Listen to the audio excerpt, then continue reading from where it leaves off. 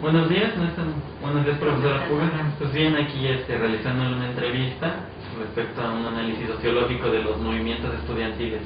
En específico, pues del movimiento de la huelga general en la UNAM de 1999. Antes que nada, pues muchas gracias ahora sí que por el apoyo brindado para esta entrevista y también su disposición. Con mucho gusto. Bueno, pues la primera pregunta es, desde su perspectiva, ¿por qué surgió la huelga estudiantil de la UNAM de 1999?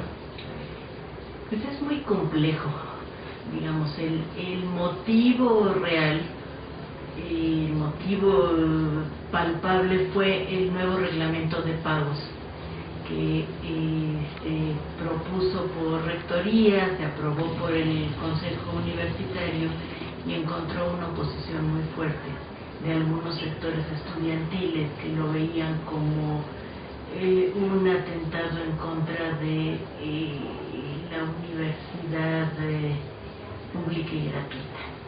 Entonces se fue generando un movimiento de oposición que se encontró pues con muchas otras condiciones que imperaban en ese momento en el país y en la propia universidad, y fue creciendo el movimiento.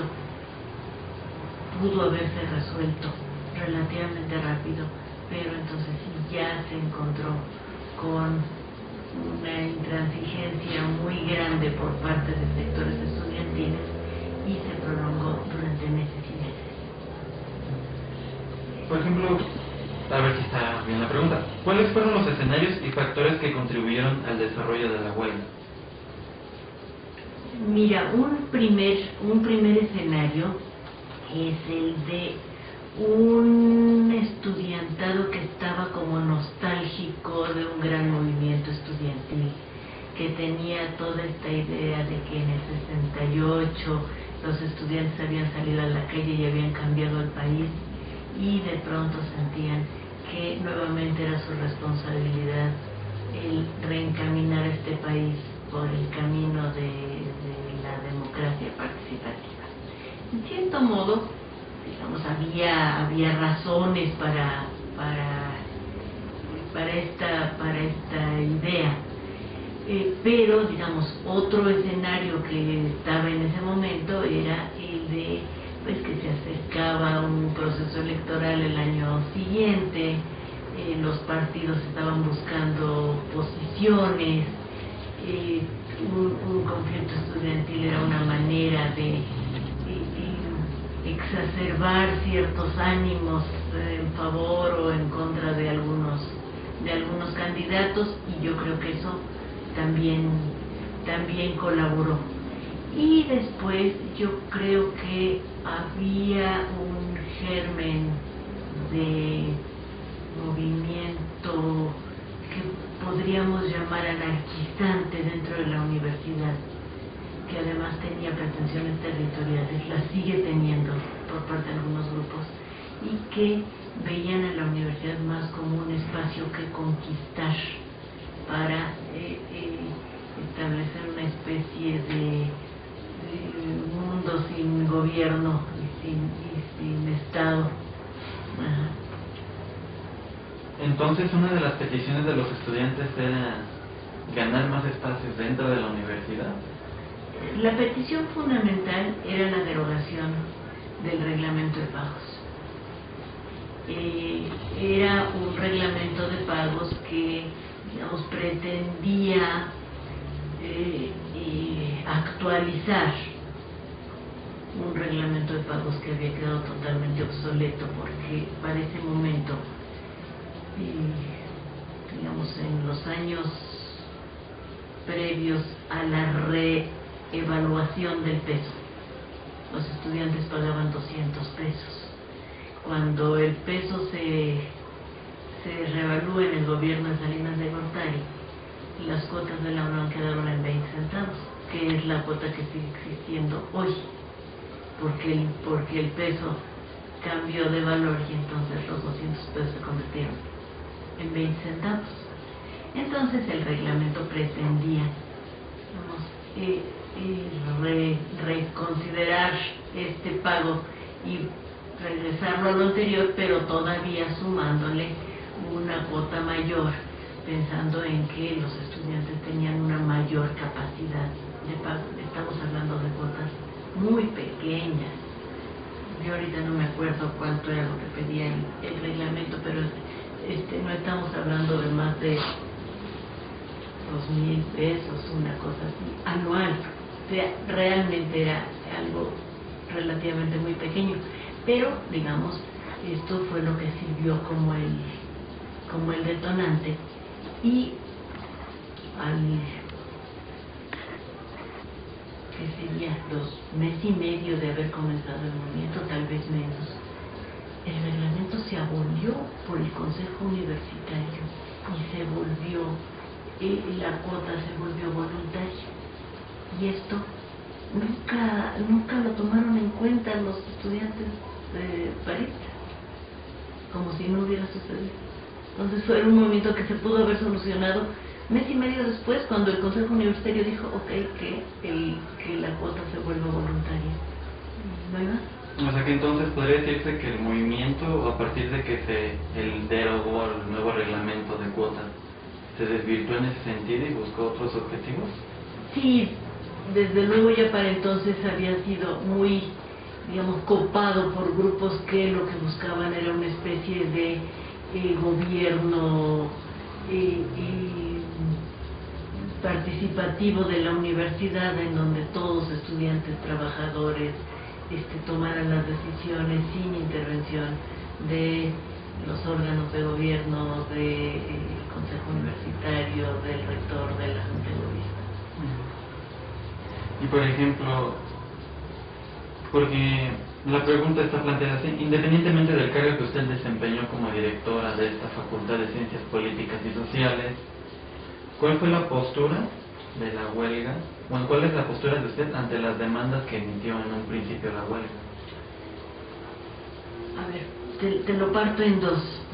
Como directora de la facultad, yo sometí el reglamento de pagos al Consejo Técnico de la facultad, y en el Consejo Técnico de la facultad había mucha diversidad de opiniones. Había grupos que pensaban que estaba bien el reglamento, pero que debería hacérsele modificaciones, sobre todo pensando en aquellos que no pudieran pagar las cuotas que el reglamento exigía. Y había quienes se oponían rotundamente, y había quienes decían que las cuotas eran muy bajas y que había que proponer cuotas más altas.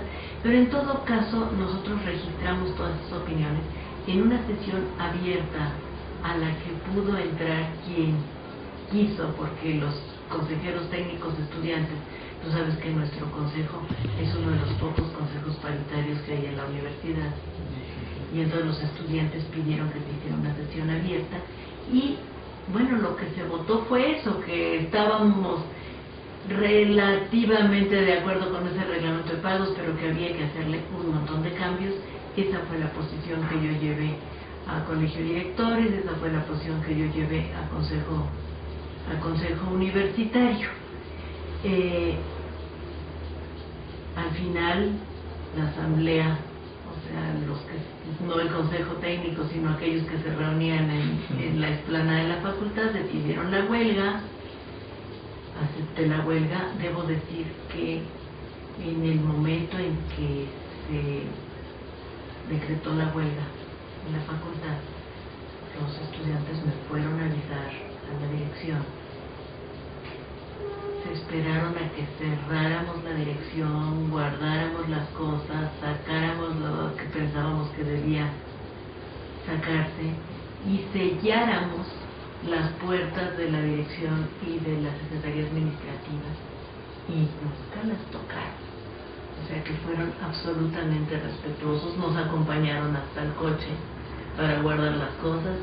O sea que yo realmente no tuve mayor problema. Después de eso, bueno, de un lado debo decir que la facultad fue prácticamente cerrada, o sea, las puertas las cerraron, pusieron guardias y ya nunca dejaron entrar más que a quien los guardianes de las puertas consideraban que tenía derecho a entrar.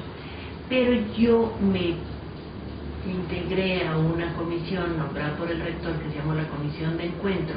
Éramos 10 gentes, que éramos los responsables de platicar con los distintos grupos de la universidad para encontrarle una salida al problema. Digamos que uno de los primeros resultados de esta comisión de encuentro pues, fue la decisión de que había que modificar ese reglamento de pagos y volver las cuotas voluntarias. Y, por ejemplo, porque usted ya mencionó, y creo que en parte responde a la siguiente pregunta, ¿cómo se dio el proceso de negociación entre la dirección de esta facultad y los huelguistas? No hubo negociación, simplemente hubo acatamiento de una decisión.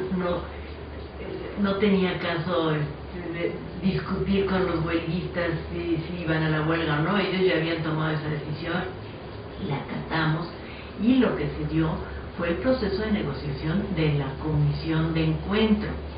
Nos reuníamos en las instalaciones de la PAUNAM, que están fuera de Ciudad Universitaria, y ahí recibíamos a comisiones de estudiantes, de profesores, de investigadores que nos venían a dar sus puntos de vista sobre cómo debería resolverse el conflicto.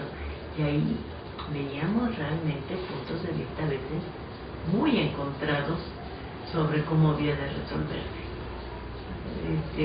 Profesores que decían de ninguna manera podemos ceder, y grupos que al contrario sentían que había que encontrar la forma de conciliar.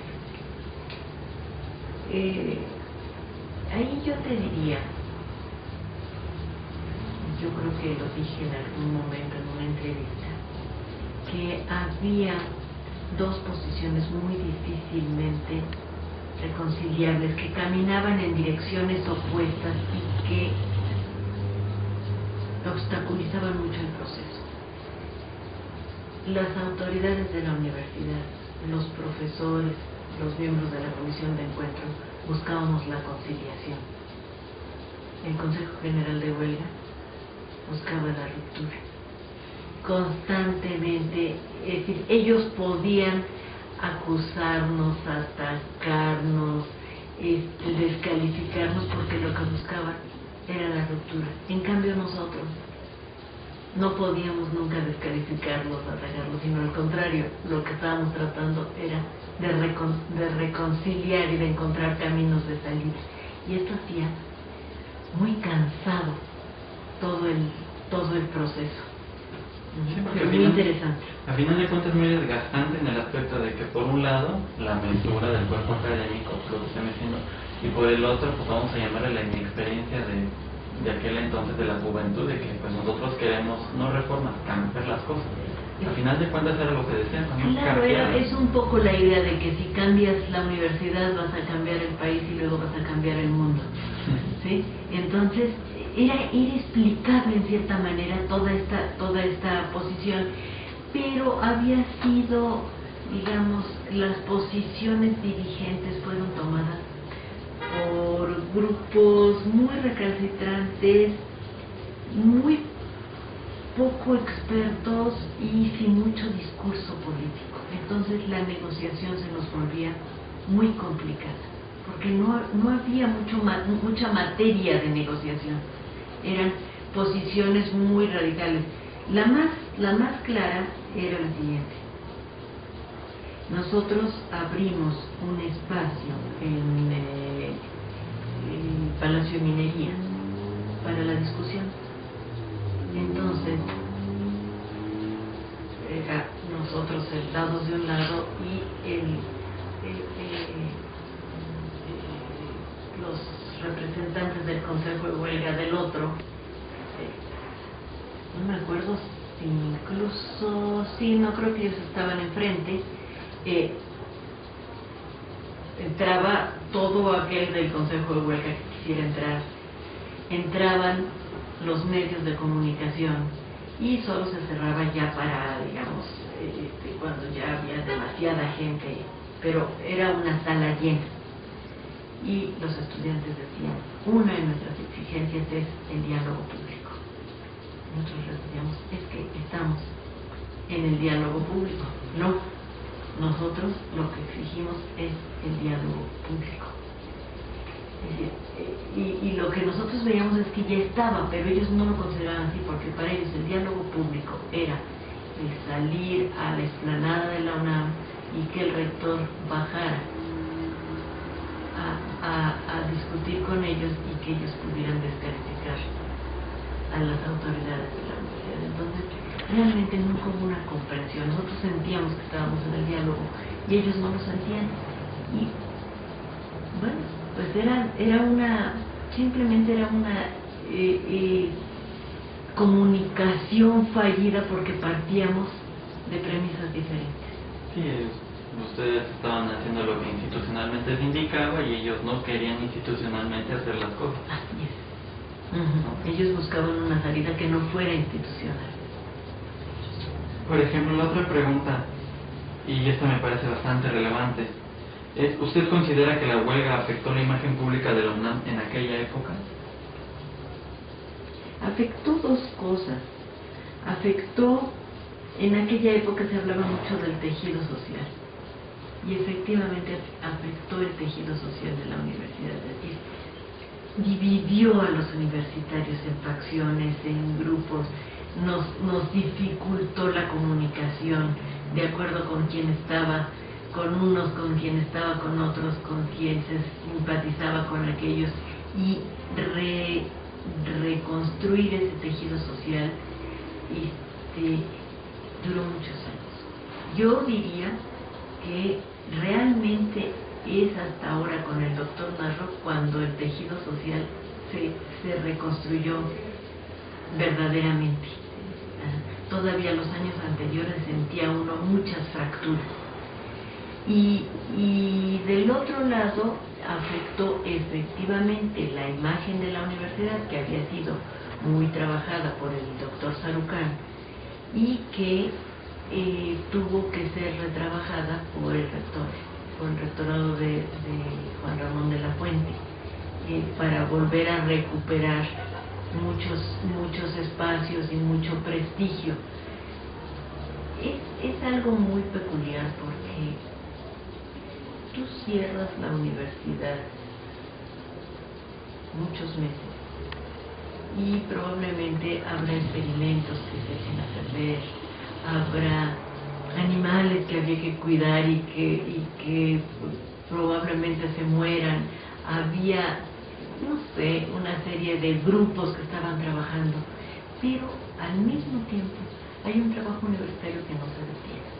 Entonces, cuando se restablece la universidad, ese trabajo vuelve a encontrar sus cauces. Puede que haya rupturas entre los grupos, pero el trabajo universitario, la investigación,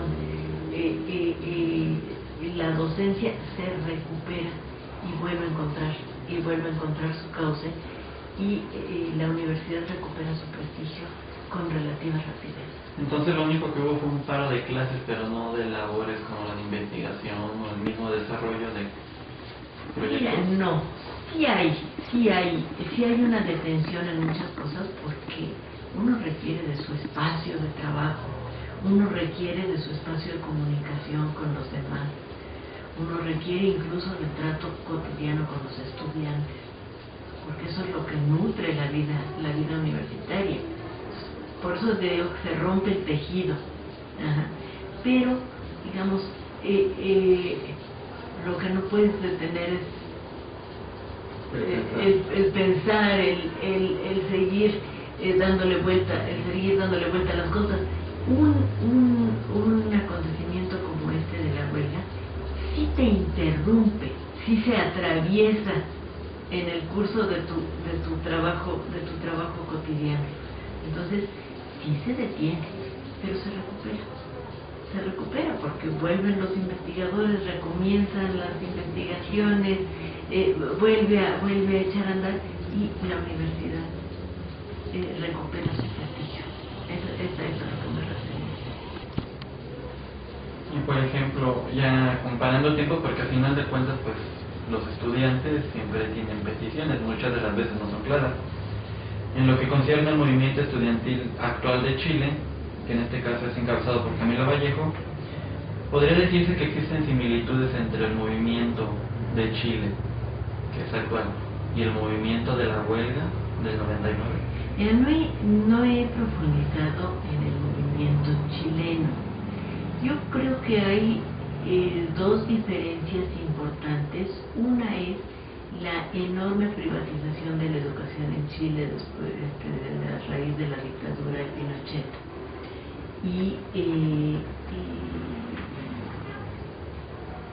Digamos que ahí sí las cuotas han elitizado mucho la posibilidad de entrar a la universidad.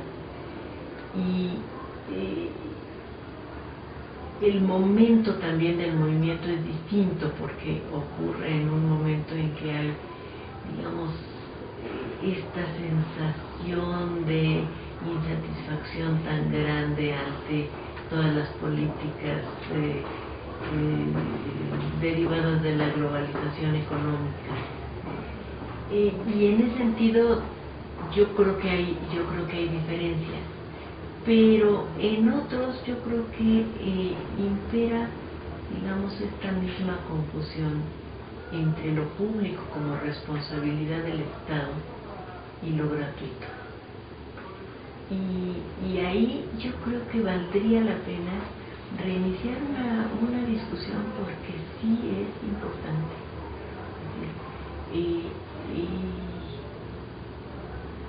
La universidad es un servicio extraordinario que el Estado aporta a sus juventudes y que le reditúa al propio Estado porque le conviene tener jóvenes bien formados y bien preparados, generaciones nuevas que reemplacen, pero al mismo tiempo es un servicio muy costoso. Y el que los estudiantes no paguen absolutamente nada a veces les impide exigir todo lo que podrían exigir si pagaran aunque fuera 7 pesos. O sea que es de cierto modo no existe el compromiso del estudiante también de contribuir de un modo, en este caso sería monetario, porque la cuota es voluntaria. Al final de cuentas la entrega es simbólica de, bueno, la UNAM me da educación, yo te aporto mucho o poco en el aspecto monetario. Y es como un vínculo, pero es una discusión que es mucho más compleja y que tiene que darse, porque yo creo que el pagar por un servicio también permite exigir otro tipo de tratos. A ver si te lo puedo decir así. La universidad no le ofrece hoy a los estudiantes muchas posibilidades de participar en la propia universidad, de trabajar en las bibliotecas, de ayudar en la cafetería, de hacer distintos tipos de servicios. Y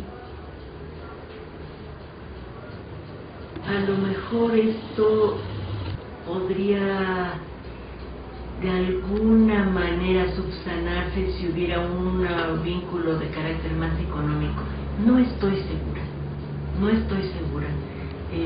Siempre dudé cuando el reglamento de pagos de qué tan correcto o no era, pero sí pienso que el pagar, independientemente de si se deba pagar o no pagar en la universidad, que el pagar permite exigir a los que pagan. Y también implica un compromiso más grande. Sí, y a final de cuentas, pues creo que lo que se busca es que no nada más es que vamos a suponer que los que llegan a pagar digan, no, yo nada más quiero. A final de cuentas, pues los que llegan a pagar piden los beneficios pero a nombre colectivo. Creo que es algo de lo que he visto en ese aspecto, no es de que los que pagamos sí, nada más, y los que no, pues páganle como quieran. Y además, bueno, la verdad es que aquel reglamento tendría que haber iba de hecho, pero no estaba totalmente amarrado con mayores posibilidades, mayor oferta de becas y de servicios para los estudiantes.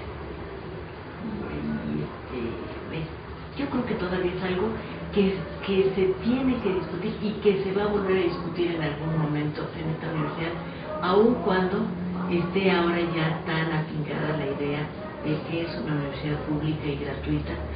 Y bueno, qué bueno que así sea por lo pronto y que la podamos sostener.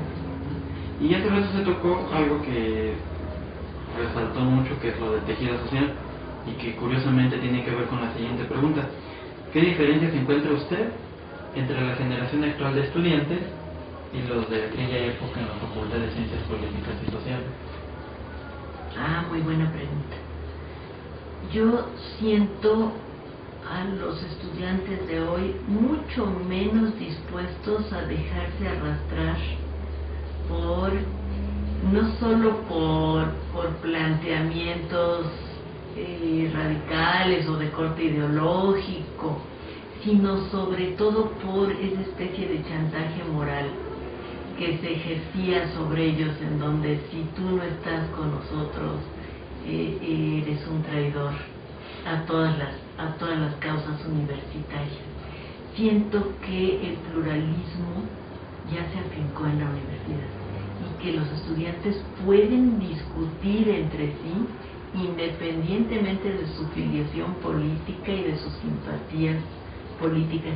Me sorprende enormemente ver la gran capacidad de tolerancia y de interlocución que tienen los estudiantes hoy hacia posiciones diversas.